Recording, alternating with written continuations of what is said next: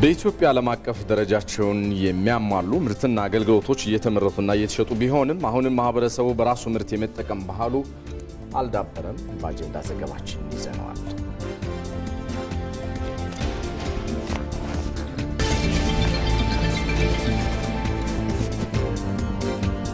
በኢትዮጵያ የዲጂታል ግብይት እያደገ መምጣቱ ዘርፈ ብዙ ኢኮኖሚያዊ ጠቀሜታዎችን እያስገኘ መሆኑ ተገለጸ።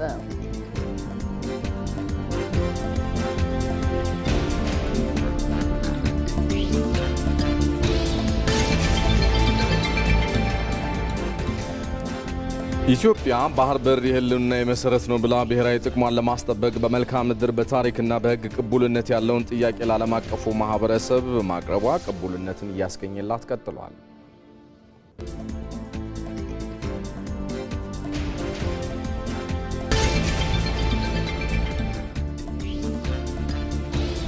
ከውጭ ከያዝነው ጉዳይ የየመን መንግስትና የሁቲ አማጺ ቡድን በሺዎች የሚቆጠሩ እስረኞች ልውውጥ ለማድረግ ከስምምነት ደረሱ።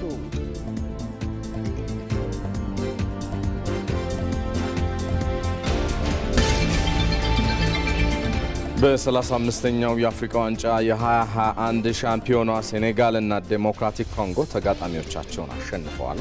በስፖርት